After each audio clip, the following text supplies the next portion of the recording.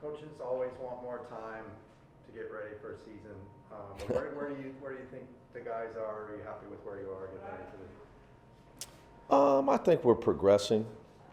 You know, I thought Saturday we really needed to play somebody else because you can't really. When you enter squad scrimmage, your defense is so bad after 5 minutes because there's no subs, so everybody's tired. So you don't really get real resistance. So I thought Saturday was great for us. You know, yeah, I agree with you. You know, I'm getting a little older. I think, you know, it's just part of it. You know, you're able to get some film, then you can get. You can assess, like for me, I assess what we're doing as a coaching staff. I don't look at it like, you know, I don't watch film from a theoretical scrimmage that may or may have not have happened. I don't know the rules anymore with that. So, and get upset with the guys. You know, I just think, okay, it's get it on film. What do we need to do to get better at? You know, what areas do I need to improve, clean up? How can I coach these guys better? Because if they're not who I want them to be, I look at, okay, what do I need to do to get them to be who I want them to be? So that's what we've been dealing with as a staff for the last 48 hours, and looking forward to getting back to work. But it's all part of the progression. Talking about progression, you have a good grasp of what all these returning guys can do. Who is kind of taken, or which guys would you say have kind of taken another step forward in the offseason that have impressed you? Well, you know, look, it's a loaded question because, you know, if I give you one guy, then there's pressure on him because everybody read that I said, you know, him, when they forget the fact that you asked me. They think I'm promoting him, so it's, you know, but I would, you know, look, Jalen Clark had no off season for a freshman, 0. Had to show up late September and try to figure out how to play with us. And he got exponentially better late in the season. He had his first off season with him. So he's the guy that it was his first, where he had his first real off season as a college player to improve.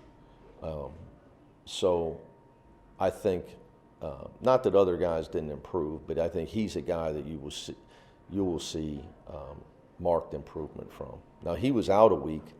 He took a shot to the head. He had to go through concussion protocol. He ran into somebody, which he does a lot, and he still was able to play in whatever we did on Saturday. But he's still getting back into shape. But he's had a great offseason. Injury-wise, everybody else okay? Mac Etienne is out right now with injury. I'll update you on that as we know. Okay. Do you have a starting 5 picked out for Thursday? No. See, here's what happens. So you're still young. You know, in all seriousness, no. I have to make a decision to answer your question on the season. First of all, I think it could change because as Peyton, you know, gets more acclimated to what college basketball's about, and certain games, do we go with the best matchup? Is Miles the best matchup for that center? Is Cody the best matchup? Is playing big? Is playing small? So will we rotate our lineup throughout the year on who's starting? Now, some guys could just earn spots. Before Jalen Clark got hurt, it was going to be hard to keep him off the floor, and I'm sure nobody's had him penciled in. But I promise you, before he went out, I was wondering how I was going to keep him off the floor.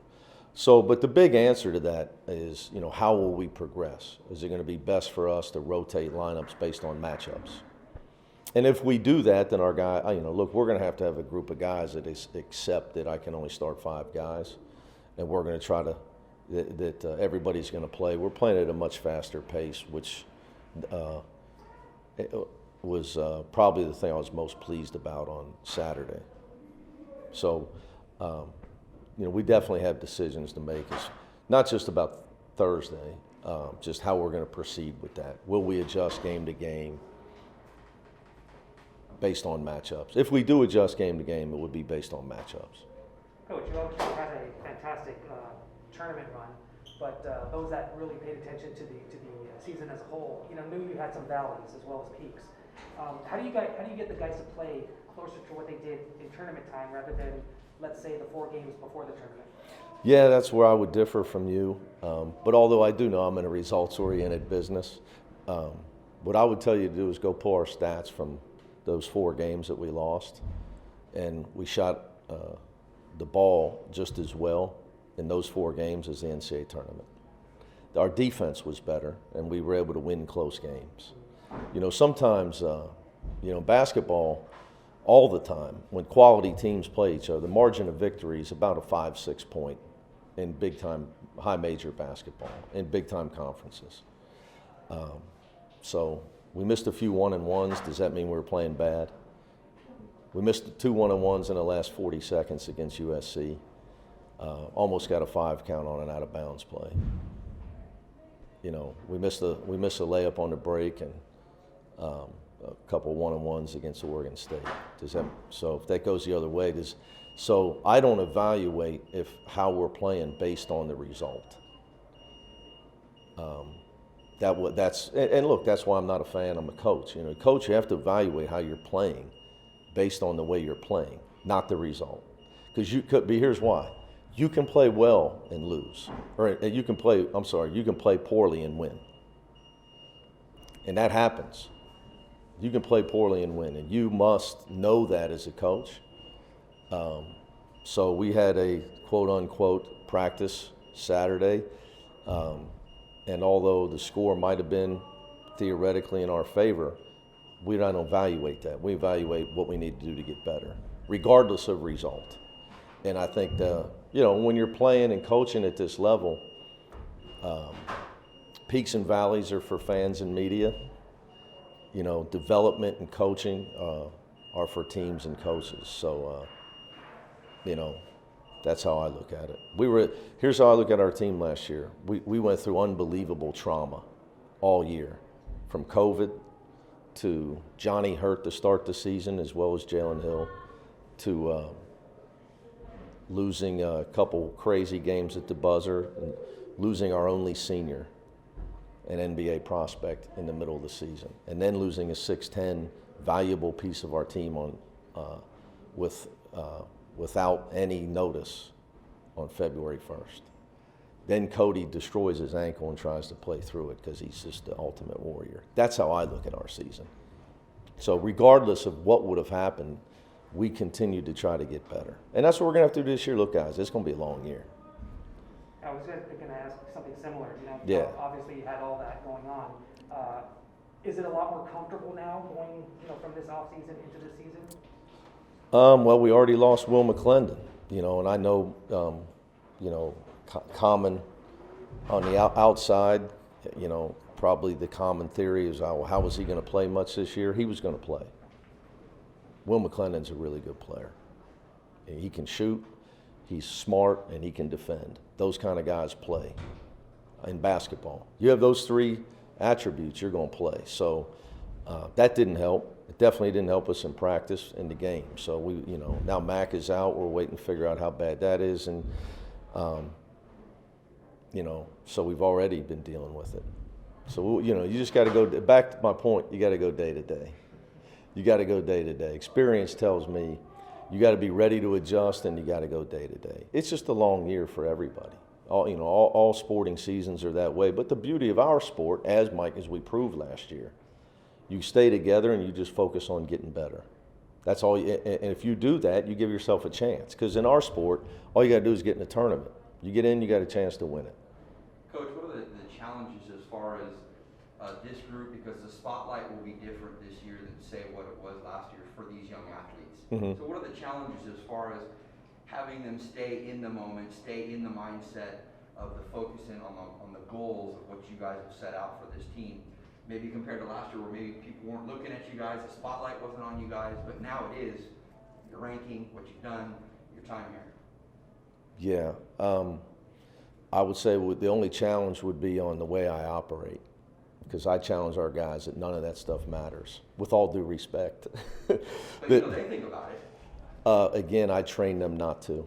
So the challenge will be on how good of a job have I done to train, how good is my training done?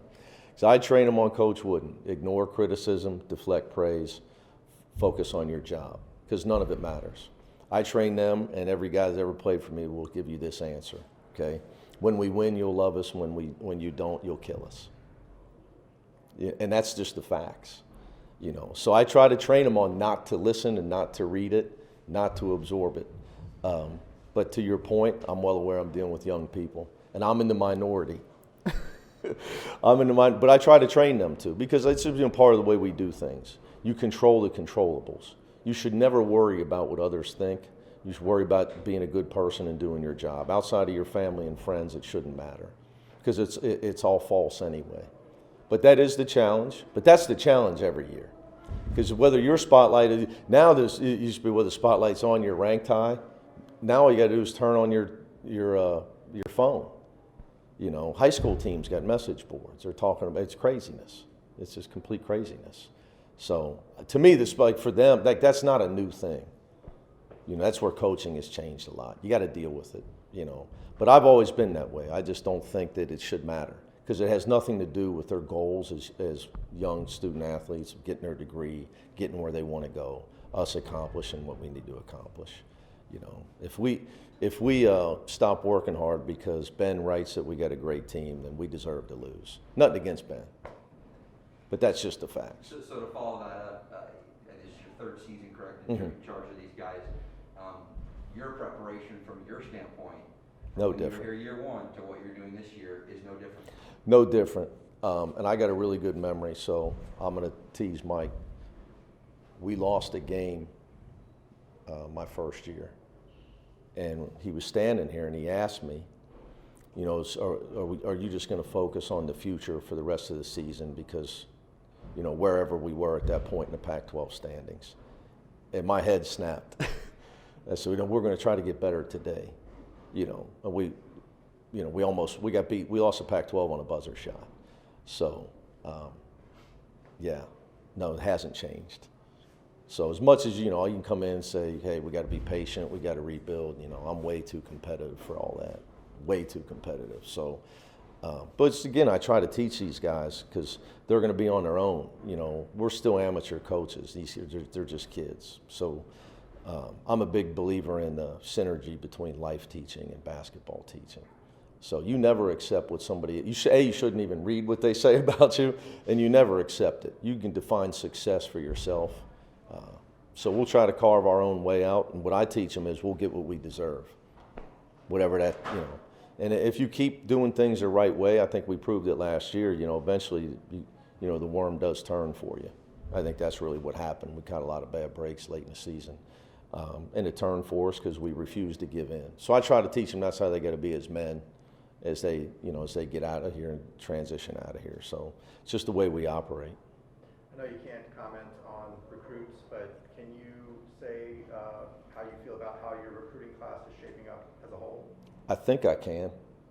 I don't know. I think we'll pass today, Yeah, I think, you know, all I can do is confirm that we're recruiting certain people. Let's just, you know, look, let's just say, as you know, in generalities, that recruiting and scheduling are equally important. You know, and shaping a schedule that can help develop your team and get you eventually where you're trying to get to. We've worked hard at that, and we've worked just as hard at recruiting. I got a great coaching staff, and I fully expected those guys that I could lose all three of them soon, because of their ability to X and O, their ability to recruit, and their experience. So I would give all of those guys all the credit.